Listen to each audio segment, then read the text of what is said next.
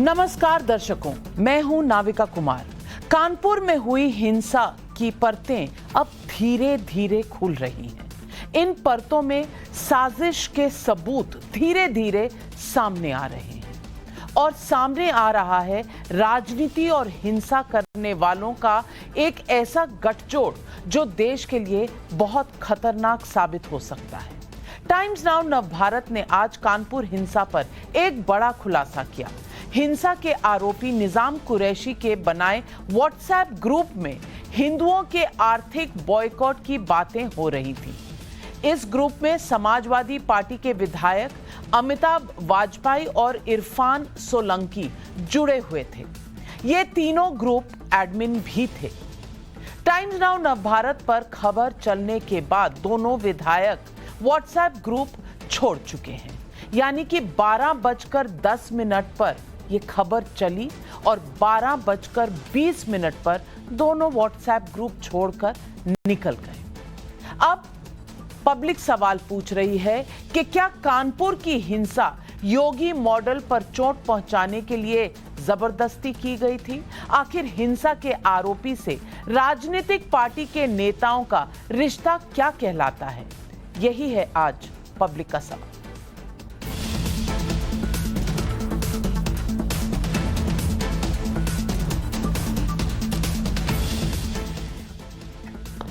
Team निजाम कुरैशी नाम से बना नफरती व्हाट्सएप ग्रुप 3 जून की हिंसा से बहुत पहले बना था, लेकिन बंद के नाम पर कैसे समाज को बांटा जा रहा था, इसे समझाना बहुत जरूरी है।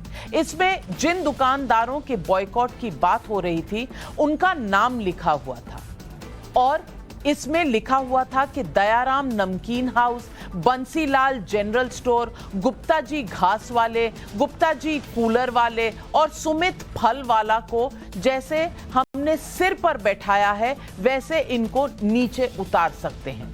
साफ समझ आ रहा है कि नफरत का संदेश देने वाले लोग इन दुकानदारों को निजी तौर पर जानते थे, पर उनका जुर्म यह था कि वो हिंदू थे, इसलिए उनको सबक सिखाना शायद जरूरी समझा गया।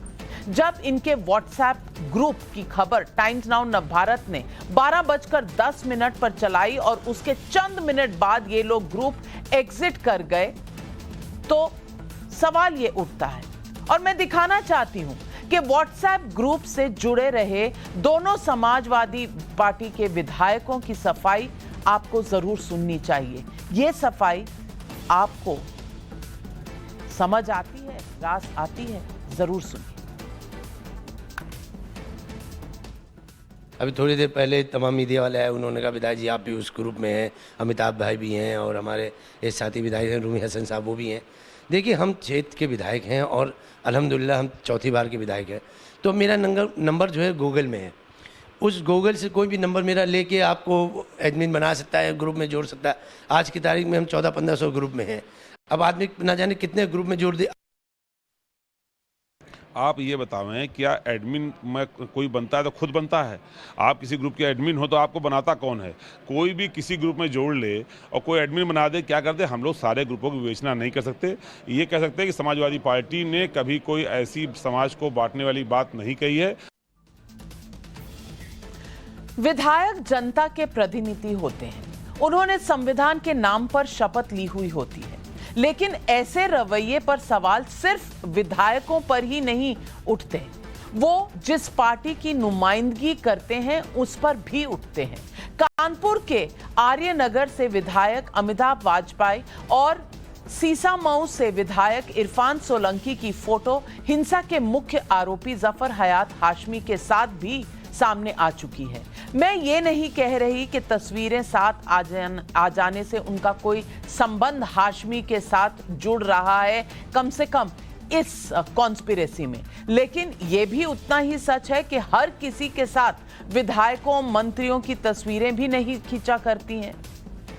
जफर हाशमी की बात छोड़ भी दें तो भी नफरती व्हाट्सएप ग्रुप बनाने वाला निजाम कुरैशी तो पक्का समाजवादी पार्टी से ही था। कानपुर हिंसा का सच सामने आने के बाद उसे समाजवादी पार्टी ने पार्टी से बेदखल कर दिया और ये 22 मई की चिट्ठी है। ये आप बैकडेट की गई, पहले से ये तय था? कौन जानता है सच क्या था? कानपुर की हिंसा में जफर हयात हाशमी और निजाम कुरैशी समेत 50 से अधिक लोग गिरफ्तार हो चुके हैं। हिंसा के सिलसिले में पॉपुलर फ्रंट ऑफ इंडिया के 3 कार्यकर्ताओं की भी गिरफ्तारी हुई है। उनके नाम है मोहम्मद उमर, सैफुल्ला और मोहम्मद नसीम। ये तीनों कानपुर हिंसा के वक्त वहां मौजूद थे। ये वो लोग हैं जिनका नाम 2019 के CAA विरोधी प्रदर्शनों के दौरान हुई हिंसा में भी सामने आया था। कानपुर की हिंसा के बाद भी समाज को बांटने की कोशिश बिल्कुल जारी है। हिंसा के आरोपियों को पकड़ने और उनके खिलाफ सख्ती के संकेतों के बाद खुद को मुस्लिमों का प्रतिनिधि कहने वाले कुछ लोग जबान बेकाबू उनकी हो गई है। सुनिए ये क्या कह रहे हैं। अगर इस तरह की कोई कदम उठाए गए तो फिर सर पे कफन बांध के लोग निकल भी आएंगे मैदान में। ज़्यादा दिन इंतजार नहीं कर पाएंगे। अब ज़्यादती की इंतहा, सब्र का इंतहा हो रही है। अगर मतलब होना है तो फिर ठीक है। वो ये बिल्कुल जायज़ बात है कि एक दफ़ा कार्रवाई हो रही है। 90%, 95% मुसलमानों की गिरफ्तारी हो रही है, 2-4% में उनकी हो रही है। उसकी कोई हैसियत नहीं, 10% में उनकी मान लीजिए। और ये जो एपिसोड है इसको उसी निगाह से अगर देखा जाए तो ऐसा नहीं है कि मुस्लिम ही खाली इसमें मुजरिम है। मुसलमान गया था, अब गलती की, जुलूस नहीं निकालना चाहिए, लेके जा रहा था, लेकिन पत्थर तो ऊपर से आए ना। मेरे नबी की शान में अगर एक लफ्ज भी बोला तो याद रख लो जबान काट ली जाएगी। बेशक। हाथ उठाओगे हाथ काट लिया जाएगा, उंगली उठाओगे उंगली काट ली जाएगी, अगर निगाहें भी उठी ना तो निकाल कर बाहर फेंक देंगे। माहौल बिगाड़ने की कोशिश करने वाला कोई एक गुट या एक समुदाय का नहीं है। खुद को एक हिंदूवादी गुट का नेता बताने वाले तुषार शुक्ला का नाम भी सामने आया है और इनका एक वीडियो भी वायरल हुआ है। इस वीडियो में वो एक मुस्लिम व्यक्ति के साथ बदसलूकी करता हुआ देखा जा सकता है और ये इंसान बुजुर्ग है। अरे भाई, समुदाय नहीं तो उम्र का ही ख्याल कर लेते। तुषार शुक्ला अब अपनी सफाई में यह कह रहा है कि कल्लू नाम का मुस्लिम व्यक्ति धर्म परिवर्तन कराने के लिए शामिल हो रहा था। मैं पूछना चाहती हूं, अगर कुछ ऐसा है भी तो थाने इस देश में बंद हो चुके हैं, पुलिस है, कोर्ट है, चले जाइए, FIR दर्ज कराइए और करवाइए इस पर जांच। क्या हर इंसान अपने ही हाथ में कानून को लेकर अपने आप ही जस्टिस डिलीवरी सिस्टम देने लगेगा तो ये देश कैसे चलेगा? कोई तुषार शुक्ला फैसला कैसे कर सकता है? इस तुषार शुक्ला की तस्वीरें यूपी की डिप्टी CM केशव प्रसाद मौर्य और यूपी सरकार के मंत्री स्वतंत्र देव सिंह के साथ भी मौजूद है। अब ये वहां साहब कैसे पहुंच गए और क्यों इन पर कोई तहकीकात नहीं हो रही है? ये सब सारे उठते हैं। तो सवाल पब्लिक का जो आज उठता है कि कानपुर हिंसा में नफरत के व्हाट्सएप से समाजवादी पार्टी का क्या कनेक्शन है? सवाल नंबर 2, क्या योगी सरकार के खिलाफ साजिश के तहत कानपुर में हिंसा हुई? और सवाल नंबर 3, क्या कानपुर हिंसा की आड़ में समाज को बांटने की कोशिश हो रही है? आज यही है पब्लिक के सवाल और इन सवालों के जवाब देने के लिए हमारे साथ जुड़ रहे हैं शुभ्रांश राय, नेता हैं कांग्रेस पार्टी के, पवन राव अंबेडकर, प्रवक्ता हैं AIMIM के, रतन शारदा जी संघ विचारक हैं, डॉक्टर रिजवान अहमद वकील हैं, हर्षवर्धन त्रिपाठी वरिष्ठ पत्रकार मेरे साथ स्टूडियो में मौजूद है। लेकिन मेरा पहला सवाल जाता है समाजवादी पार्टी के प्रवक्ता आदरणीय डॉक्टर अजीज खान साहब से। मैं आपसे पूछना चाहती हूं अजीज खान, हर चीज एक इत्तेफाक होता है। ये इत्तेफाक है कि नसीम कुरैशी आपकी पार्टी में था, बस 2 हफ्ते पहले, 3 जून से 2 हफ्ते पहले या 10 दिन पहले आपकी पार्टी छोड़कर चला गया। ये भी एक इत्तेफाक है कि जिस व्हाट्सएप ग्रुप में वो इस तरह के मैसेज डल रहे थे जहां बंद का और तमाम वहां की हिंसा का जिसमें वर्णन हो रहा था, किस तरह हिंदुओं को टारगेट करना है, दुकान वालों की दुकान से सामान नहीं खरीदना, ये सब कुछ चल रहा था। उसमें भी आपके 2 विधायक हैं जो एडमिन हैं। अब वो विधायक कहते हैं वो इतने पॉपुलर हैं कि पता नहीं कितने सारे व्हाट्सएप ग्रुप में हैं। भाई, अगर अब याद आया व्हाट्सएप ग्रुप से निकलना तो पहले क्यों नहीं याद आया? क्योंकि ये मैसेजेस तो आपके फोन पर आते रहते हैं। अजीज खान साहब, क्या रिश्ता है और क्या रिश्ता कहलाता है आपका कानपुर की हिंसा का समाजवादी पार्टी के लिए। मैं सवाल आपसे पूछ रही हूं, 60 सेकंड में जवाब दीजिए। देखिए नाविका जी, आपने 2-3 सवाल उठाया। देखिए अमिताभ जी हो चाहे इरफान सोलंकी हो या और भी कोई जनप्रतिनिधि हो, देखिए जो जनप्रतिनिधि होता है वो क्षेत्र में उसकी एक लोकप्रियता होती है और लोग उससे बड़ी उम्मीद रखते हैं, और केवल व्हाट्सएप ग्रुप में नहीं जोड़ते हैं। व्हाट्सएप ग्रुप में जोड़ना कोई बड़ा काम नहीं, एडमिन भी बना देते हैं। इसका यह मतलब नहीं है कि किसी भी प्रकार के दंगे को वो जस्टिफाई किया जा सके। यानी इसका मतलब यह नहीं है कि जो शख्स व्हाट्सएप ग्रुप में जुड़ा है वो सारी गतिविधियों को पढ़ता है। भाई जैसे ये लोग हैं, इन्होंने खुद भी बताया कि हम बहुत सारे ग्रुप में जुड़े हैं और लोगों को वक्त नहीं रहता है कि बहुत सारी चीजें पढ़ पाए, पहली बात। दूसरी बात ये बताना मैं चाहूंगा कि आज आप लगातार सवाल कर रहे हैं कि साहब ये इस तरीके के हालात क्यों पैदा हुए, ग्रुप में जुड़े हैं और दंगे में कहीं ना कहीं शामिल है और तमाम बातें। मैं जानना चाह रहा हूं, आज हमारे लोगों ने माननीय मुख्यमंत्री महोदय को ज्ञापन दिया है कि इसकी जांच जो है वो सिटिंग जज, हाईकोर्ट के सिटिंग जज से करा लिया जाए, ज्ञापन दिया है। और जो निर्दोष हो उन पर कार्रवाई ना हो, जो दोषियों पर कार्रवाई हो, तो इसकी बुराई क्या है? भाई अगर वाकई में दोषी है जो, उस पर कार्रवाई होनी चाहिए, इसकी जांच करवा लीजिए। चलिए 60 सेकंड आपके खत्म होते हैं और रतन शारदा जी, मैं आपसे सवालों के जवाब चाहूंगी। इनका कहना है कि भाई पॉपुलर नेता हैं, एमएलए हैं, अब इनका नाम कई व्हाट्सएप ग्रुप में आता है, कैसे कोई हिसाब किताब रखे? जवाब दीजिए, क्या आप इनके आर्ग्यूमेंट से सहमत हैं या इस वक्त हर चीज इत्तेफाक पे छोड़ी जा रही है? नाविका जी, मुझे बुलाने के लिए धन्यवाद। ये जो बैठे हैं यहाँ पर, इनको पता होना चाहिए कि एमएलए और ये सारे जो प्रतिनिधि हैं, इनको लॉ मेकर कहा जाता है, कानून बनाने वाले कहा जाता है। अगर कानून बनाने वालों ने आईटी लॉ नहीं पढ़ा, व्हाट्सएप के नए रूल नहीं पढ़े, या आप अपनी जो एडमिन बनेगा उसके लिए वो पूर्ण रूप से जवाबदार है कि उसमें व्हाट्सएप में क्या लिखा जाता है, तो आपको कानून बनाने वाले एमएलए बनने का कोई अधिकार ही नहीं रह जाता। इसलिए कानून की दुहाई देना और कहना कि हम इसके अंदर इन्वॉल्व नहीं है, सबसे लचर प्रकार की ये इनकी विवाद है, जिसको मैं पूर्ण रूप से खारिज करता हूँ। फिर इनको एमएलए बनने का अधिकार नहीं है। दूसरी बात कि समाजवादी पार्टी ने पहले जहर नहीं फैलाया, क्या समाजवादी पार्टी के लोगों ने इस प्रकार के पहले इस तरह के दंगाइयों का सपोर्ट नहीं किया? क्या आज की ये बात है? जब से योगी सरकार आई है तब से समाजवादी पार्टी ने लगातार हिंदू मुस्लिम बैर बढ़ाया है, इनके लोगों के विरुद्ध कार्रवाई हुई है, इनके लोग जेल में हैं और इनके लोगों ने जहां जहां हो सका इलेक्शन के पहले, इलेक्शन के दौरान हिंदू मुस्लिम द्वेष बढ़ाया है। तो आज इस प्रकार की घटिया बात करके कानपुर के अपने दंगों के जो इनका रोल है उसको नकार नहीं सकते। आपके 60 खत्म हुए सेकंड और मैं अब पूछती हूं अंबेडकर साहब से। अंबेडकर जी, इतना इत्तेफाक, इतने कोइंसिडेंस होते हैं जब इस तरह की घटनाएं होती हैं, क्या ये भी एक इत्तेफाक है कि जो लोग सीएए के प्रदर्शनों में थे वही लोग कानपुर के प्रदर्शन में हैं? जो लोग तब दंगा कर रहे थे, जो लोग तब हिंसा कर रहे थे, वो अब कर रहे हैं। क्या ये एक टूल किट है कॉमन जो अब इस्तेमाल होने लग गई है क्योंकि सत्ता मिल नहीं रही और ये बेरोजगारी सही नहीं जा रही, तो इसलिए टूल किट ले आइए और हिंसा फैलाइए, ये नया एक एम्प्लॉयमेंट मॉडल हो गया है? मैं सवाल पूछ रही हूं इसलिए क्योंकि ये हमारी सोसाइटी को कहीं ना कहीं ताक पर लगा रहा है, भाई भाई में नफरत पैदा कर रहा है, और ये नफरत की फैक्ट्रियां किसी एक समुदाय की नहीं है, लेकिन कई लोग इसमें जुट गए हैं जो इस तरह की फैक्ट्रियां चला रहे हैं। मैं सीधा सवाल पूछ रही हूं और सीधे जवाब की आशा करती हूं आपसे। बिल्कुल नाविका जी, आपने जो है ना बड़ी ही प्यार से इस पूरे परिदृश्य को जो है ना दूसरी दिशा में मोड़ दिया है।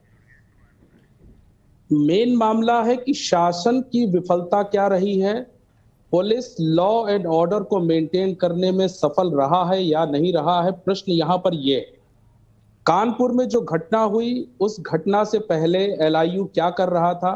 कानपुर में जिस दिन ये घटना हुई धारा 144 लागू थी या नहीं थी, इसको लेकर के पुलिस को साफ बयान करना चाहिए। रतन शारदा साहब कानून और बहुत सारी चीजों के बारे में बात कर रहे थे, मैं भी कानून से ही बात करूंगा। कानून है 3 जिसको लेकर के लॉ एंड ऑर्डर मेंटेन करने की जिम्मेदारी पुलिस डिपार्टमेंट पर है। CrPC 1973, IPC 1860, the police act 1861। मुझे आज तक ये पता नहीं चला है कि शासन ने पुलिस की मदद करने के लिए लेटरल एंट्री में भर्ती करवाई है, जो पत्थर चलाते हैं पुलिस के साथ खड़े होकर के। सीआरपीसी का सेक्शन 130 का सेक्शन सब सेक्शन 3 कहता है कि पुलिस रीजनेबल फोर्स का इस्तेमाल करेगी। पुलिस अगर ट्रैंक्विलिटी हुई है, कोई सिचुएशन हुई है, तो रीजनेबल फोर्स का इस्तेमाल करेगी। लेकिन पुलिस तो पत्थर लेके घूम रही है, पुलिस तो लाठियां लेके घूम रही है। शासन ने कब पता नहीं चला कि लेटरल एंट्री से ऐसे लोगों को भर लिया है जो पुलिस के साथ पैदल चलते हैं और पत्थर चलाते हैं। वाह भाई वाह, बहुत बड़ा इल्जाम लगा रहे हैं। आपके 60 सेकंड खत्म हुए हैं हर्षवर्धन जी। आप समझते हैं कि ये पुलिस पत्थर चला रही है? ये नया टाइप का आरोप है। अगर पुलिस ही पत्थर चला रही है तो ये बुलडोजर की दुहाई क्यों दे रहे हैं? क्यों कह रहे हैं कि कफन बांध लेंगे और बाहर आ जाएंगे? क्यों कह रहे हैं कि हाथ पैर काट देंगे, कोई नजर उठाएगा तो आंखें निकाल देंगे? ये किस तरह की भाषा हो रही है? और कह रहे हैं पुलिस पत्थर चलाती है। देखिए नाविका जी, कानपुर का जो पूरा प्रकरण है, अगर हम ध्यान से देखें तो हुआ क्या है? हुआ ये कि जुमे की नमाज के दिन शांतिपूर्ण प्रदर्शन का आह्वान किया गया, जो लोकतांत्रिक अधिकार है, मुस्लिम संगठनों ने किया, उनका अधिकार है वो। लेकिन उसके बाद जिस तरह से पत्थरबाजी की गई और जिस तरह से ठेले पर पत्थर लेकर निकले, उसके बाद सामने एक आध वीडियो ऐसे भी हैं जिसमें पुलिस के साथ खड़े लोग भी पत्थर चला रहे हैं। लेकिन सवाल ये कि क्या इससे वो सारा का सारा अपराध, वो सारी की सारी मानसिकता, वो मुसलमान लड़कों को इस तरह से अपराधी बनाने की कोशिश, वो खत्म हो जाएगी? और जिस तरह से ये अभी, अच्छा, बड़े अभद्र व्यक्ति हैं, बीच में बोलने की आदत नहीं गई। आप 60 सेकंड में डिस्टर्ब मत करिए। आपको मैं 15 सेकंड एक्स्ट्रा दूंगी, आप अपनी बात पूरी रखिए। और मैं इसीलिए कह रहा हूं कि जब आप कहते हैं कि पुलिस के ऊपर सवाल, तो पुलिस के ऊपर तो सवाल रहेगा ही रहेगा, लेकिन पुलिस को सवाल का जवाब देने के लिए इन्वेस्टिगेशन करना है, पूछताछ करनी है, आरोपियों को पकड़ना है, न्यायालय में ले जाना है, सबूत इकट्ठा करके देना है। लेकिन मुश्किल कहां आती है नाविका जी? मुश्किल तब आती है जब विपक्ष के एक बड़े विधायक वो कहते हैं और शिवलिंग का बहुत भद्दे तरीके से मजाक उड़ाते हैं, हिंदू आराध्य के ऊपर टिप्पणी करते हैं। मुश्किल कहां आती है? जब समाजवादी पार्टी से जुड़े लोग, पीएफआई के लोग और उनके जो व्हाट्सएप कनेक्शन की बात करते हैं, तो वहां कहते हैं कि नहीं नहीं, यहां तो गलती से जुड़ गए। मुश्किल कहां आती है? जब वलीउल्लाह खां, जो अभी गाजियाबाद की अदालत ने जिसको आतंकवादी करार दिया, फांसी की सजा सुना दी, उसको अखिलेश यादव मुख्यमंत्री रहते बचाना चाहते थे। वो तो भला हो इलाहाबाद उच्च न्यायालय का, उन्होंने कहा कि आज आप इन आतंकवादियों को छोड़ने की बात रहे हैं, कल पद्म भूषण दिला देंगे। मुझे लगता है कि ये जो पार्टियां, राजनीतिक दल ऐसे सपोर्ट करते हैं, ये सोसाइटी के लिए ज्यादा खतरनाक है। सड़क पर फैसले नहीं होंगे, सड़क पर फैसला गलत है, संविधान से, कानून से फैसला होगा। सुभ्रांश राय जी, एक तो नसीम कुरैशी का नाम आता है और उसके साथ आते हैं 3 ऐसे विधायक समाजवादी पार्टी के, अमिताभ बाजपेयी, मोहम्मद हसन रूमी और हाज इरफान सोलंकी। मैं पूछना चाहती हूं कि ये तीनों के तीन से ऐसा हो गया कि इतने व्हाट्सएप ग्रुप के मेंबर बन गए ये कि पता ही नहीं चला कहां हैं और क्या क्या सपोर्ट कर रहे हैं और क्या क्या अपने नाक के नीचे होने दे रहे हैं। अब इन एमएलएज में से कुछ, अगर आप सरकार बनवाते हैं समाजवादी पार्टी की, तो इनमें से कुछ मंत्री भी होते, फिर भी कहते हैं हमें पता नहीं भाई, हम तो बहुत सारे ग्रुप के मेंबर हैं। और हर्षवर्धन जी ने बहुत सही सवाल उठाया है, अगर कानून बनाने वाले खुद ही समझे ना कानून क्या होता है देश का, तो इस देश का क्या होगा, जनता का क्या होगा? बहुत बहुत धन्यवाद नविका जी। मुझे एक्चुअली बताया गया था कि आज का डिबेट महंगाई के ऊपर है, लेकिन चलिए कोई बात नहीं, कानपुर पे ही चलेगा तो कोई दिक्कत नहीं। क से कश्मीर और क से कानपुर। जब भाजपा सत्ता में आती है, 1990 में कश्मीर में भाजपा सत्ता में आई थी, बीपी सिंह के साथ हिंदुओं का पलायन हो गया। 2022 में भी सत्ता में भाजपा ही है, फिर हिंदुओं का पलायन हो रहा है। क्योंकि कश्मीरी और हिंदू भारतीय जनता पार्टी को 2 जगह सूट करते हैं, एक टीवी चैनलों के स्टूडियो में और दूसरा वोट लेने वक्त। बाकी भारतीय जनता पार्टी को हिंदुओं से कोई लेना देना होता नहीं है, ये कड़वी सच्चाई है। एक और आपने इंपॉर्टेंट बात जिक्र किया, आपने 3 विधायकों का नाम लिया और इन्होंने एक और आपने पैकेज में बोला था बेरोजगारी। मैडम, बेरोजगारी बहुत बड़ा शब्द हो गया है। भारतीय जनता पार्टी के लिए बेरोजगारी शायद वरदान होगा, लेकिन बेरोजगारी देश के लिए अभिशाप बन गया है। और बेरोजगारी में बरगलाने की प्रथा हमने बहुत बार देखी है। तो मुझे लगता है कि सरकार को सबसे पहले फोकस करना चाहिए कि इस देश से बेरोजगारी दूर करना चाहिए। लोग व्यस्त रहेंगे अपने कार्यक्रमों में तो उन्हें नहीं लगता है कि वो सब इधर उधर किसी और भावनाओं में जाएं या बहें। दूसरी इंपॉर्टेंट बात। तीसरी, जहां तक उत्तर प्रदेश का सवाल है मैडम, मुझे लगता है कि उत्तर प्रदेश के लॉ एंड ऑर्डर के लिए ना उत्तर प्रदेश पुलिस के साथ साथ एक जासूसी संगठन भी होता है जिसको CBCID, LIU और भी पता नहीं कौन कौन सा विजिलेंस बोलते हैं। तो क्या ये सब लोगों में से किसी को नहीं मालूम था कि शुक्रवार को या वहां पे कानपुर में जब राष्ट्रपति, देश के प्रथम नागरिक, हमारे महामहिम जा रहे हैं, हमारे प्रधानमंत्री जा रहे हैं, तब ये घटनाक्रम घटेगा? अगर नहीं मालूम था तो सबसे पहले पुलिस के उस सर्वोच्च अधिकारी को तुरंत सस्पेंड करके उसके ऊपर जांच बिठानी चाहिए। और अगर मालूम था तो कहीं ऐसा तो नहीं कि भारतीय जनता पार्टी को फिर लगा कि ठीक है, हिंदू मुसलमान शब्द की चाशनी में राजनीति को और चमकाते हैं, क्योंकि ये चमकता रहेगा तो लोग बेरोजगारी जैसे मुद्दों पे डिबेट करने से बचेंगे। चलिए सुभ्रांश राय जी, आप हमेशा तैयार होते हैं अपनी तलवार और अपनी बंदूक लेके हम पर प्रहार करने के लिए।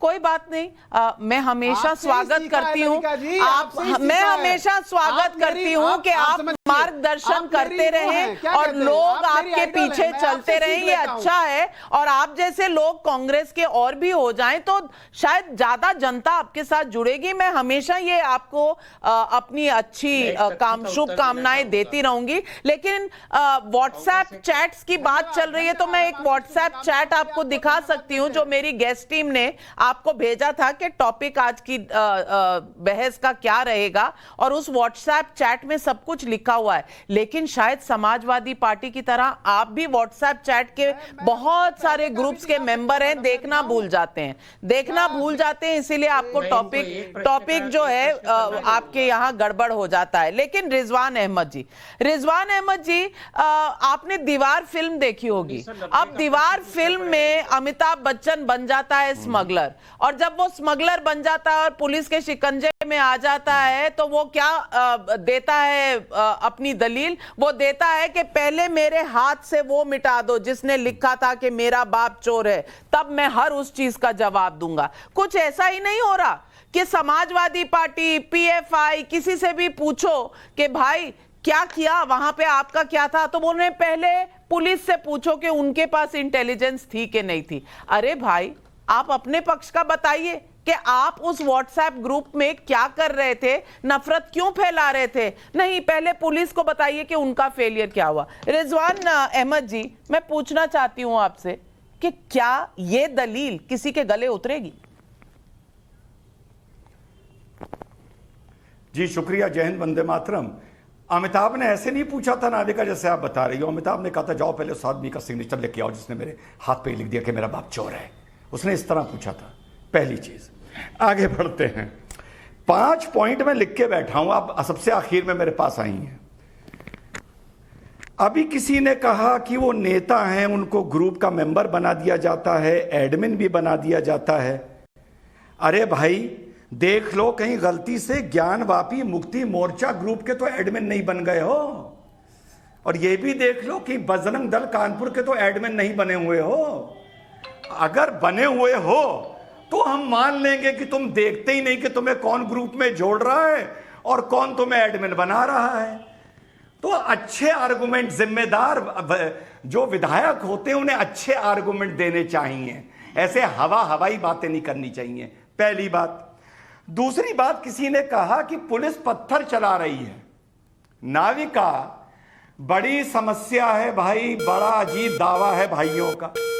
कश्मीर में जब, हेलो जी बोलें, कश्मीर में जब कश्मीरी पत्थर चला रहे थे और पुलिस पैलेट गन चला रही थी, तब भी अल्लाह के बंदों को परेशानी थी। जब कानपुर में पत्थर लोग चला रहे हैं और पुलिस पत्थर चला रही है, तब भी इन्हें परेशानी है। तो क्या चाहते हो भाई? पत्थर का जवाब पुलिस गोली से देना शुरू कर दे, तब तुम्हारे कलेजे में ठंडक बैठेगी क्या? दूसरी बात। तीसरी बात, किसी ने कहा कि सब अधिकतर मुसलमान पकड़े जा रहे हैं। नाविका, एक बात बताओ नाविका, जो जहां जितना होगा उतनी तो उसकी गिनती होगी, भाई जितना मुसलमान आईएएस में होगा उतना बताया जाएगा, जितना आईपीएस में होगा उतना बताया जाएगा, शायरी में मुशायरे में जितना ज्यादा होगा उतना बताया जाएगा, जेलों में माशाल्लाह हम 35% हैं तो जेलों में ज्यादा बताया जाएगा।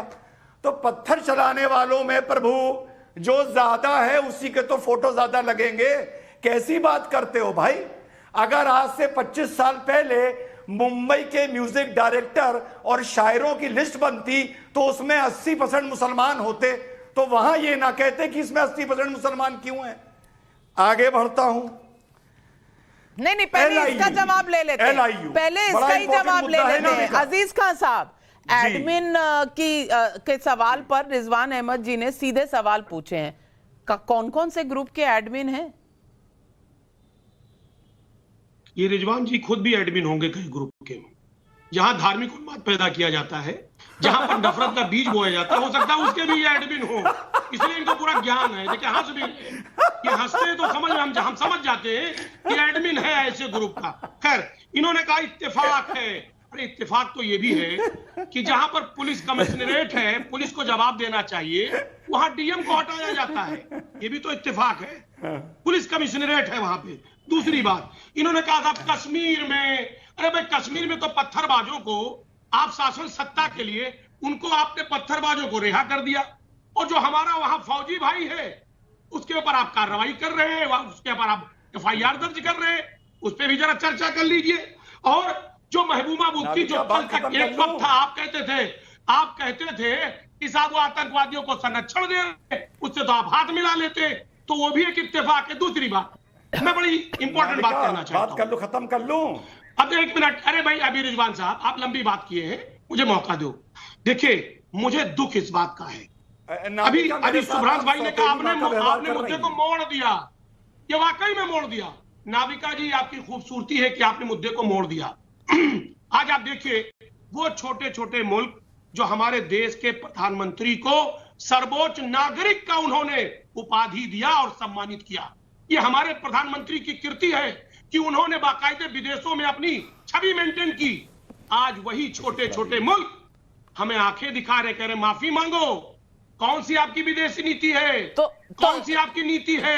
तब तो आप पहले जब उनको उपाधि मिली थी तब कौन सी आपने मान ली थी जो अब आपको बहुत बुरा लग रहा है? रतन शारदा जी, पहले ये कितने खुश हुए थे जब प्रधानमंत्री को सर्वोच्च नागरिक माना गया था, तब तो इन्होंने कभी तारीफ नहीं की। आज इन्हें दर्द बहुत हो रहा है। रतन शारदा जी जवाब दीजिए डॉक्टर अजीज खान साहब का।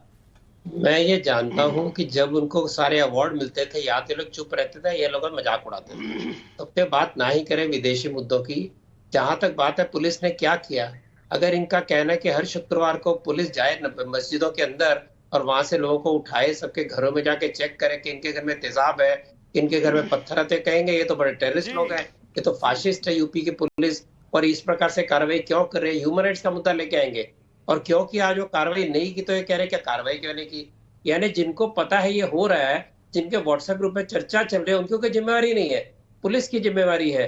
और ये 1990 की बड़ी बखान कर रहे कांग्रेस वाले, इनको पता होना चाहिए। इनके मित्र फारूक अब्दुल्ला, जब इन्होंने सारे टेररिस्ट छोड़े थे 1990 के समय, टेररिस्ट सारे उतर के सबने दंगल मचाया, उस समय फारूक अब्दुल्ला ने बड़ी कामयाबी के साथ, जिस दिन हुआ घटना, वो रिजाइन करके, चीफ मिनिस्टर थे, रिजाइन करके लंदन चले गए, गोल्फ खेल रहे थे।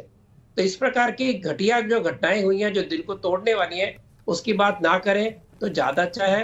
और ये चाहते हैं कि प्रीएम्प्टिव अरेस्ट हो और चाहते हैं कि मस्जिदों के अंदर सीसीटीवी लगे। सुभ्रांश राय जी जवाब दीजिए। रतन शारदा जी ने सीधा सवाल आपसे पूछा है, आप जवाब दीजिए कि जिनकी जवाबदेही बनती है वो तो जवाब देंगे नहीं, सिर्फ उठाएंगे सवाल कि पुलिस नाकाम क्यों हुई। अरे भाई जो नफरत का व्हाट्सएप का कारोबार चल रहा था उस पर किसी का जवाब क्यों नहीं आता? 1 मिनट, कोई बात नहीं, हो गया। नहीं, बिल्कुल आप सही कह रही नविका जी कि जिसकी जिम्मेदारी बनती है वो जवाब नहीं दे रहा है, क्योंकि उस समय सरकार बीपी सिंह की थी और समर्थन में 86 मेंबर ऑफ पार्लियामेंट लेके अटल बिहारी वाजपेयी उनके साथ थे, उनके गृह मंत्री थे मुफ्ती सईद। जो 1 मिनट रतन शारदा चुप रहिए, बीच में नहीं, अरे 1 मिनट चुप रहिए, पहले चुप रहिए। उस समय सरकार में थे आपके अटल बिहारी वाजपेयी, जाके कविता पाठ करते थे। उस समय आपके गवर्नर थे जगमोहन। 1 मिनट, रतन शारदा आपसे पुराने संघी जगमोहन है। वेट ए मिनट, आपसे पुराने संघी नहीं उस समय वो गवर्नर वो नहीं बोल रहे, आप अपनी बात रखिए और हम सब सभ्य तरीके से अपनी बात रखें। अगर कोई इस देश में जिम्मेदार है तो भारतीय जनता पार्टी है। आप ये पार्टी की बात मत करिए। एक मिनट रतन शारदा जी होल्ड करिए। रतन शारदा जी कान ऊपर वाला दो दिया है ना, एक मिनट किया, उन्होंने रतन शारदा बचाया, रतन शारदा जी और रतन शारदा जी, रतन शारदा उसकी बात आप नहीं कर रहे। रतन शारदा जी, पूरा इनका रतन सारा शारदा गवर्नर जी। का सारा अरे रोल भाई आप रिपब्लिक पे नहीं बैठे, क्यों हल्ला कर रहे हैं? एक मिनट मैं अपने चैनल पर बैठे अब मेरे डिबेट पर सवाल पब्लिक का है। यहाँ पब्लिक ऊंचा सवाल पूछ सकती है, लेकिन बोलने वाले जरूर धीमी गति से और तथ्यों के साथ बात करें। मैं सबको समय दूंगी, 30 सेकंड का समय सुभ्रांश राय जी को और उसके बाद 30 सेकंड का समय अब मैं दूंगी रतन शारदा जी को जवाब देने के लिए। सुभ्रांश राय जी अपनी बात 30 सेकंड में कहें। नहीं, पहले मेरा तो पूरा होने दीजिए। आप ही को बोल रही हूं, पूरा नहीं हुआ, आप ही को बोल रही हूं मैं भाई। ऐसा है 1990 में जी 1990 में कश्मीरी पंडितों के पलायन के लिए अगर इस देश में कोई जिम्मेदार है तो दो व्यक्ति, एक जम्मू कश्मीर की सरकार और वहां के गवर्नर, और दूसरा दिल्ली में बैठी सरकार और उसके सहयोगी। वहां गवर्नर भारतीय जनता पार्टी और संघ के श्री जगमोहन जी माननीय, और दिल्ली में अटल बिहारी वाजपेयी जी की समर्थन थी। न 90 में कुछ बदला, न 2022 में कुछ बदला।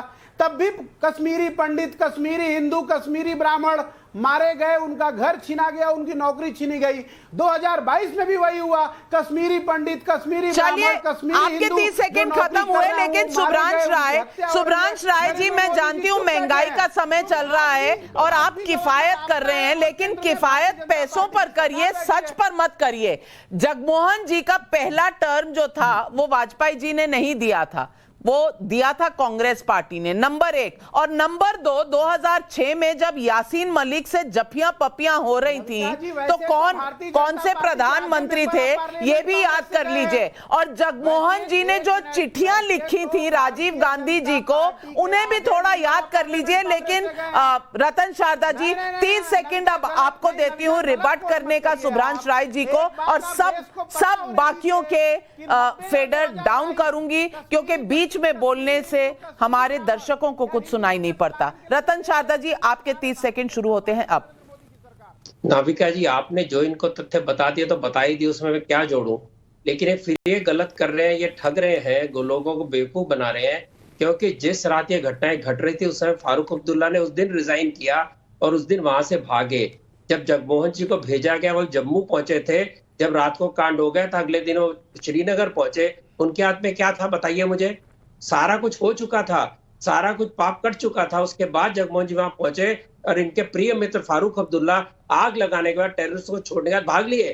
तो कृपया वो बात इसको घुमाइए मत। आज की बात क्या, कानपुर के अंदर जो हुआ, जो घृणा फैलाई गई, जो इन्होंने फॉलो किया, वही था व्यापारियों का बाइकआउट जो इन्होंने हुबली में इनके साथियों ने किया था। वही प्रकार है जिन्होंने सीए में किया था। झूठ फैलाओ, घृणा फैलाओ, दंगे खड़े करो, झूठे कानून की बात करो। सीए के अंदर कोई मुस्लिम के विरुद्ध, भारतीय मुस्लिम के विरुद्ध कुछ भी नहीं था, उसके बावजूद इन्होंने पवन राव अंबेडकर जी, आप बार बार कहते हैं कि पुलिस ने पत्थर उठाए।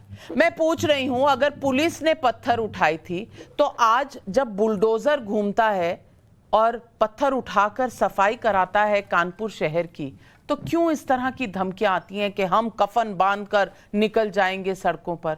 जब कुछ गलत किया ही नहीं तो डर किस बात का? देखिए, ये देश जो है संविधान से चलता है। एग्जीक्यूटिव, जुडिशरी और जो सिस्टम है वो सब एक साथ नहीं हो सकता है। शासन के हाथों में जुडिशरी नहीं हो सकती है, शासन के हाथों में लॉ एंड ऑर्डर का मेंटेन करने का काम है पुलिस का, और वो कानून के तहत करेगा। अभी आपने एक पिक्चर का नाम लिया दीवार फिल्म का, मैं एक फिल्म का नाम लेता हूं देश प्रेमी, उसमें भी अमिताभ बच्चन थे। ये सब मिलकर के जितनी पार्टियां देश प्रेमी में थे वो सब जनता को मूर्ख बनाते थे। आज हमारे आप भी शामिल हैं, आप भी तो एक पार्टी में हैं। सुन लीजिए, सेकुलरिज्म के नाम पर पहले कांग्रेस ने मुसलमानों को बेवकूफ बनाया, फिर भारतीय जनता पार्टी तो बना ही रही है, समाजवादी पार्टी सेफ्टी वॉल्व का काम करती है। भारतीय जनता पार्टी और तो आपका ओहदा सबसे ऊपर और बाकी सब बेवकूफ बनाने की फैक्ट्रियां चला रहे हैं। रिजवान अहमद साहब, AIMIM ऐसा काम नहीं करती, बाकी कांग्रेस, बीजेपी, समाजवादी पार्टी सबकी हिस्ट्री में, सबकी जन्म पत्री में सेक्युलरिज्म के नाम पर तुष्टीकरण है।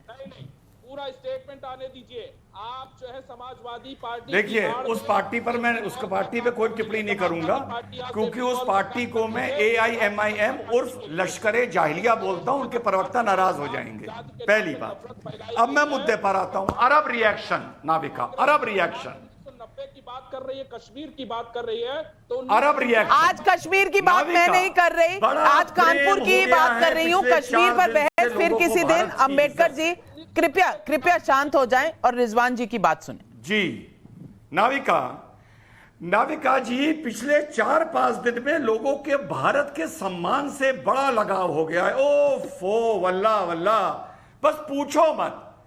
ये वही लोग हैं जो कोविड काल में ऑक्सीजन नहीं मिल रही थी तो मजे लिया करते थे, मजे। कड़वा सच बता रहा हूं, पहली चीज। दूसरी चीज नाविका, अगर इतनी परेशानी है तो अरबी मुल्कों से बोल दो ना कि हमारा इंटरनल मैटर है, हमारा तुमसे कोई मतलब नहीं। क्यों बीच में पड़ रहे हो? हम जाने, हमारी सरकार जाने, सरकार की प्रवक्ता जाने, यहां का कानून जाने, बोल दो अगर हिम्मत है तो। लेकिन नहीं, क्योंकि तुमको मौज आ रही है, मौज, और कुछ नहीं। तीसरी बात, शारदा जी ने बिल्कुल सही बात कही। अगर मोदी जी के पहुंचने पर LIU की रिपोर्ट पर प्रिवेंटिव अरेस्ट होने लगते, 107-16 की कार्रवाई होने लगती, छापामारी होने लगती, 200 लोग गिरफ्तार कर लिए जाते, तो यही लोग डिबेट में बैठ के मातम शुरू कर देते कि मुसलमानों को विक्टिम बनाया जा रहा है, योगी गवर्नमेंट ने मुसलमानों के खिलाफ जंग छेड़ रखी है। अजीज खान साहब, और आखिरी अजीज खान साहब, सबसे बड़ा मुद्दा ये कि अगर बाहर के मुल्क हमारे ऊपर टिप्पणी कर रहे हैं तो आप कहां खड़े नजर आ रहे हैं? भारत के साथ या भारत के खिलाफ? देखिए नाविका जी, हम भारत के साथ हैं। अच्छा? हम इस मुल्क के साथ हैं और हमारा ईमान है कि जिस मुल्क में आप रह रहे हैं आप उसके साथ रहिए। हम विदेशी किसी भी विदेश में किसी भी शख्स के साथ खड़े नहीं। हंसने क्या मामला है भाई इसमें? हंस क्यों रहे हैं आप? कोविड की बातें कर रहे हैं। कोविड में जो लाशों को ढका गया था वो भूल गए? उत्तर प्रदेश में माननीय योगी जी इस प्रदेश को अनाथ छोड़ के भाग गए थे, भूल गए? ताली थाली बजा था यहाँ पे, लाखों मौतें हो गई, भूल गए? लाशों को कैसे गंगा में बहा लाशें, उसको भूल गए? क्या हंस रहे हो? लाशों पे हंस रहे हो, लाशों पे हंस रहे हो। बड़ी खुशी, यही कानून व्यवस्था रहा, तभी तो आपको खुशी हो रही थी, वही तो बोल रहा हूं मैं, तभी तो आपको खुशी हो रही थी। सुनिए ना, आप देखिए, आप हमारी आस्था से लोग तो सिर्फ हिंदुस्तान में मरे थे, हिंदुस्तान, यूरोप और अमेरिका और रशिया और चाइना में तो मरे ही नहीं थे, सारे यही मरे थे, यही उत्तर प्रदेश में। उन सब की आस्थाओं पे खिलवाड़ नहीं हो सकता, सबके आस्थाओं का सम्मान होना चाहिए। किसी भी मजहब के, किसी भी धार्मिक महापुरुष के बारे में कोई कमेंट नहीं कर सकता। ये हमारे देश की खूबसूरती है। जिस देश में हम रह रहे हैं ये गुलदस्ते की तरह है, और गुलदस्ते की तरह है। लेकिन हर्षवर्धन जी, किसी के जबान से ये निकला कि इन देशों को इस तरह नहीं हमारे अंदरूनी मामलों में दखल करना चाहिए। सारे मजे ले रहे थे, सारे ये कह रहे थे ओहो देखो क्या कह दिया, भारत का सर नीचा कर दिया। ये तो उनके साथ खड़े हुए नजर आ रहे थे, कहां भारत के साथ खड़े हुए? किसी ने भी मुखालफत की? देखिए नविका, सबसे गंभीर सवाल ये आपने पूछा है में और मैं आपको 2-3 तथ्य बताता हूं, ये जानना बहुत जरूरी है। जब वाइस प्रेसिडेंट वेंकैया नायडू वहां थे तो यहां झूठ चलाया गया कि उनका डिनर रद्द हो गया, जबकि बाकायदा जो प्रोटोकॉल था उसके तहत उसमें जरा सी भी कमी नहीं आई। जो भारत सरकार की तरफ से प्रतिक्रिया देनी थी वो भारत सरकार ने प्रतिक्रिया दी और मिनिस्ट्री ऑफ एक्सटर्नल अफेयर्स के स्पोक्स पर्सन ने बहुत गंभीरता से कहा कि आप उन मुद्दों पर बात करिए, वहां मत बात कीजिए जिस पे आप खुद कमजोर हैं। और भारत इस मामले में सर्वोच्च मापदंडों का पालन करता है। लेकिन जो सबसे खतरनाक बात है कतर के जो इस्लामिक ग्रुप हैं उनका और पीएफआई का कनेक्शन, इस पे ढेरों इंटेलिजेंस रिपोर्ट है। जो पीएफआई और कतर के इस्लामिक जो संगठन है उनके जरिए जो स्कॉलर्स आते हैं, जो जगह जगह ऐसे सेमिनार करते हैं, दुर्भाग्य से भारत की राजनीतिक पार्टियां उनको सपोर्ट करती हुई नजर आती हैं। और सिर्फ सपोर्ट नहीं करती, आप कानपुर के मसले को देखिए। कानपुर में पुलिस के इंटेलिजेंस के फेल्योर को लेकर सबको सवाल करना चाहिए, लेकिन आप सोचिए ये दंगा बहुत बड़ा नहीं हो सकता था क्या? पूरा शहर जल नहीं सकता था क्या? पूरे प्रदेश में आग लगाने की कोशिश नहीं थी? और उस सब को पुलिस ने बहुत सलीके से बचाया है, इसलिए उसको भी स्वीकार करना चाहिए। और अगर आपके लोग हैं, मैं बार बार कह रहा हूं कि एक भी नेता पर क्या समाजवादी पार्टी या जिनके भी नाम आए हैं उन्होंने कार्रवाई की है क्या? आज तक नहीं की है। इनको हंसना है कि कतर ने कुछ कार्रवाई कर दी क्या, कुछ बयान दे दिया। उसका बयान देने के लिए भारत सरकार सक्षम है। हम इतने मजबूत देश हैं कि दुनिया में सबको उसकी सही जगह दिखा सकते हैं।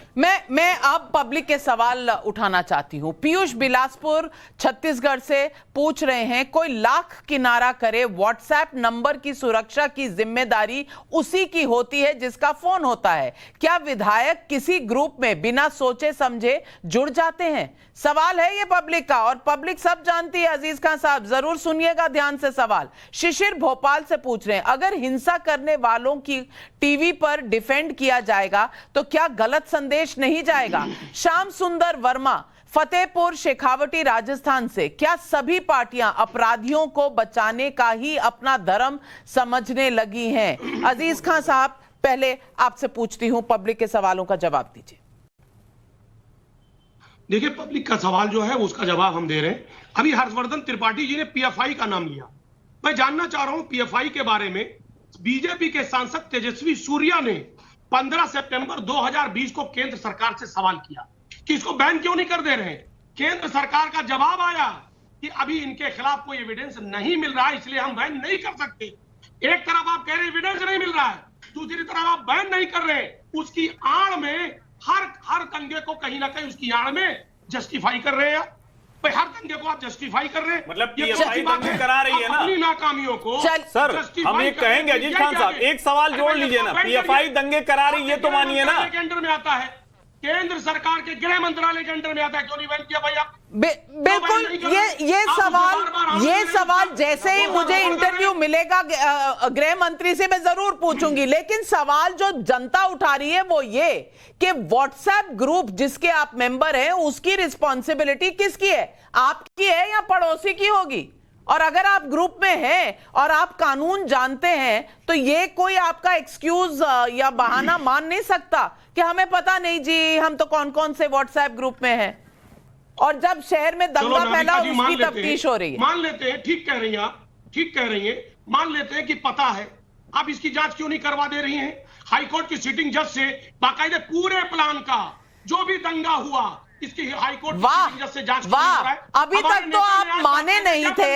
अब 8:38 पर आप मान गए हैं कि आपकी पार्टी के नेता या विधायक जरूर जुड़े हुए हो सकते थे। तो बहुत बड़ा खुलासा है, बहुत बड़ी बात आप कह रहे हैं अजीज खान। शायद जुड़े हैं तो आप इन्वेस्टिगेशन करवाइए। ये इन्वेस्टिगेशन ही तो हो रही है, फिर बहाने क्यों बना रहे हैं भाई साहब? सवाल तो यही है कि बहाने क्यों बना रहे हैं? और समाजवादी पार्टी ने क्यों नहीं बयान दिया? जब रोज हर घड़ी आप बयान देते हैं कि पुलिस असफल है, योगी प्रशासन असफल है, केंद्र सरकार असफल है, तो ये बयान क्यों नहीं देते आप कि एक्शन लीजिए हमारे विधायकों पर? क्यों नहीं देते? तब आपको क्यों संकोच हो जाता? तो मैं नाविका जी कह रहा हूं। अब सुनिए मुझे 10 सेकंड हम ये मांग कर रहे हैं, एक्शन नहीं लेते। हमने बाकायदा ज्ञापन माननीय मुख्यमंत्री महोदय जी को दिया है। माननीय मुख्यमंत्री महोदय को ज्ञापन हमारे विधायकों ने दिया है कि हाईकोर्ट के सिटिंग जज से एसआईटी गठित करके इसकी जांच करा ली जाए। क्या बुराई है? जांच कराइए। नहीं, जांच कराएंगे, लेकिन जब तक है तब तक अखिलेश यादव उन विधायकों को तो निकाल सकते हैं ना, उनको तो निलंबित कर सकते हैं। कहते हैं कि आप इतने गंभीर मामले में फंसे हैं, जब तक आप साफ होकर नहीं आएंगे। लेकिन इससे भी बड़ा सवाल भोपाल से पूछा था और राजस्थान से भी आया था। और सुभ्रांश राय जी, मैं आपसे पूछना चाहती हूं, आजकल हर पार्टी जस्टिफिकेशन में क्यों लग जाती है कि अरे भाई दंगा हुआ या हिंसा हुई तो इनकी बेचारों की गलती नहीं है? गलती किसकी है? प्रशासन की। गलती किसकी है? पुलिस की। क्या आप ऐसी लोगों को बढ़ावा नहीं दे रहे, एनकरेज नहीं कर रहे कि आप हिंसा करिए, हम आपको बचाएंगे। क्या यही आपको कानून बताता है कि अगर आप एक पॉलिटिकल पार्टी हैं तो इस तरह का काम करें? देखिए नाविका जी, मैं आपके जवाब को 3 चरणों में दूंगा। सबसे पहले एक पीछे की बात याद आ गई। जिस दिन हमारे प्रधानमंत्री को अलग अलग देशों से सबसे वरिष्ठ सम्मान मिला था ना, 130 करोड़ हिंदुस्तानियों का सीना चौड़ा हुआ था, हर किसी को गर्व हुआ था। आपको पता नहीं हुआ है नहीं, मुझे नहीं मालूम, लेकिन मेरा हुआ था। लेकिन जिस दिन मैंने अपने प्रधानमंत्री का फोटो कूड़े के ढेर और डब्बे पे देखा ना, मुझे बहुत दुख हुआ, मेरी आत्मा रोई, मुझे बहुत तकलीफ हुआ कि गलती करे भारतीय जनता पार्टी का प्रवक्ता, क्या बोलते हैं अंग्रेजी में, फ्लिंज एलिमेंट, क्या होता है उसका मतलब मुझे नहीं मालूम। चूंकि आपकी अंग्रेजी तेज है तो आप हिंदी में उसका मतलब दर्शकों को बताइएगा कि गलती करे वो फ्लिंज एलिमेंट और सजा भुगते पूरा हिंदुस्तान। नहीं भैया, ऐसा नहीं चलेगा।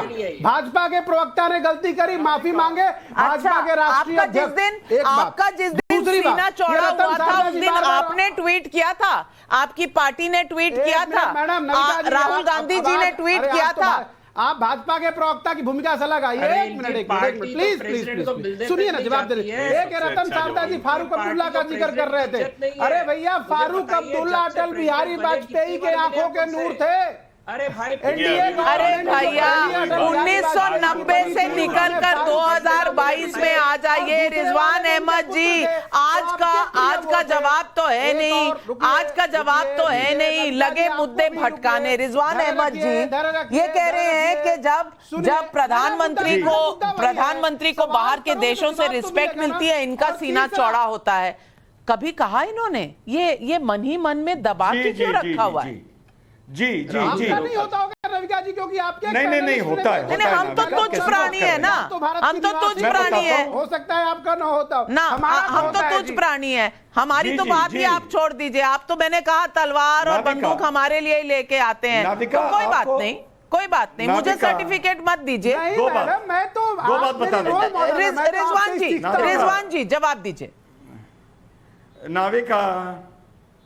नाविका पहले पीएफआई बैन क्यों नहीं हो रही, इसको आपको यहां पर as a capacity of a lawyer अपना पॉइंट ऑफ व्यू बना दूं। किसी ऑर्गेनाइजेशन को बैन करने के लिए 2-3 तरह के एविडेंस होते हैं। एक प्राइमरी एविडेंस होता है लॉ में, जिसको हम सिर्फ एविडेंस बोलते हैं। एक होता है इनक्रिमिनेटिंग एंड कंक्लूसिव एविडेंस। अगर गवर्नमेंट ऑफ इंडिया पीएफआई को विदाउट कंक्लूसिव एविडेंस बैन कर देगी और सुप्रीम कोर्ट उस बैन को रिवोक कर देगा, तो यह गवर्नमेंट के लिए बहुत बड़ी सोशल पॉलिटिकल हार होगी।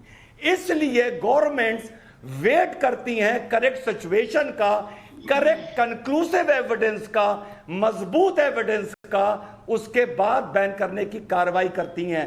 पहली बात। दूसरी बात, जो भाई साहब ने कहा कि अवार्ड में हम लोग को खुशी होती थी, पहले तो मुझे एक बात समझ में नहीं आती नाविका, हमारे लीडर राहुल गांधी भी कुछ चीज रजिस्टर नहीं कर पाते और उनके प्रवक्ता भी नहीं कर पाते। आपका व्हाट्सएप नहीं देखा, ये डिबेट में आ गए। अरे भाई, अगर डिबेट में टॉपिक बदल गया था तो चुप्पे चाप उठ के चले जाते ना। 1 घंटे से काहे बैठे हो यहाँ पर? नहीं, ऐसा ना कहें रिजवान जी। जितने सम्मान्य आप हैं, मेरे लिए सुब्रांश राय जी भी उतने ही सम्मान्य है। ना, मैं ऐसा नहीं कहने दूंगी। सुब्रांश राय जी भी मेरे इस डिबेट में मेरे सम्मान्य पैनलिस्ट हैं। मैंने उन्हें आमंत्रित किया है और मैं किसी को नहीं चाहूंगी, मैं किसी को नहीं चाहूंगी कि मेरे घर आए मेहमान पर कोई उंगली उठा सके। रिजवान अहमद जी, ये मुद्दा नहीं है। सुब्रांश जी मेरे मेहमान है, सम्मान्य है, मैंने बुलाया है, इसका फैसला मैं ही कर सकती हूँ और कोई नहीं कर सकता। सुब्रांश जी, मुद्दे पर वापस लौट कर आते हैं। रतन शारदा जी जिनका सीना चौड़ा हो रहा था, उसकी कोई भनक पड़ी आपको? देखिए, अरे भाई, चिल्ला चिल्ली बंद करिए। आप बड़े सभ्यता से बात कर रहे थे ना अब तक आप। राहुल गांधी जिस प्रकार से प्रधानमंत्री का मजाक उड़ाते हैं, जो कांग्रेस कभी प्रेसिडेंट को मिलने नहीं जाती, उनके सामने आती नहीं, वो आज बोले कि हमको बड़ा अभिमान है, आपको शोभा नहीं देता। यहाँ पर लोग कॉन्स्टिट्यूशन की बड़ी दुहाई दे रहे हैं। मुझे ये बताइए कि जिस बात के लिए इन्होंने ये सारे जुलूस निकाले थे, वो जो बात कही गई थी वो हदीस में है कि नहीं है? और अगर आपको गलत लगी थी, आप कोर्ट में जाते, पुलिस स्टेशन जाते, आप सड़कों पे क्यों उतरे? तो ये देश शरिया से चलेगा? सर तन से जुदा किसी ने उसके लिए किसी ने क्रिटिसाइज किया?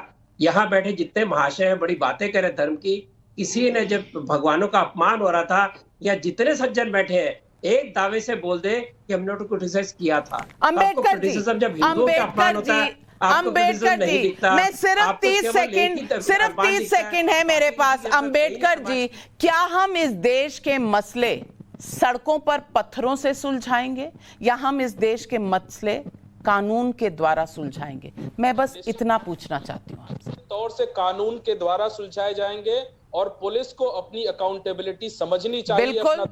नहीं, आप मुझे बताइए कि आपने जुलूस की हाँ क्यों भरी? आपको जुलूस की आवश्यकता क्या थी? क्या आप कोर्ट में नहीं जा सकते थे? क्या पुलिस स्टेशन नहीं जा सकते थे? आपने हजारों लोगों को नमाज के बाद सड़कों पे क्या उतार गया? अरे हटाइए ये सब तमाशा। अब ये बताइए, आपने लोगों को सड़क पे उतरने के लिए क्रिटिसाइज किया? क्या आपने हिंदू भगवानों का अपमान उसको क्रिटिसाइज किया? क्या आपने कानून का सहारा लिया? अम्बेडकर जी और तमाम मेरे जितने अतिथिगण हैं इस बहस पर, मैं सबको यही कहना चाहती हूं कि इस देश में हम एक दूसरे के ऊपर पत्थर मारकर किसी भी समस्या का हल नहीं ढूंढ सकते। हम एक दूसरे के कॉलर पकड़कर हम कोई भी समस्या का हल नहीं ढूंढ सकते। इस देश में कानून है, अगर कोई शुक्ला है तो उसके खिलाफ भी कानून ही काम होना चाहिए, और इस देश में कोई और समुदाय है तो उसे भी कुछ गलत लगता है तो कानून के दरवाजे खुले हैं, अदालतों के दरवाजे खुले हैं, बस कानून ही हमें रास्ता दिखा सकता है। ये यहाँ ऐसा क्या हुआ है इस देश में? ये वही देश है जहाँ संस्कृति में हम सब मिलजुल कर रहा करते थे। आज क्यों हम एक दूसरे के आमने सामने बस इंस्टेंट जस्टिस करना चाहते हैं? जस्टिस का काम हमारा नहीं है।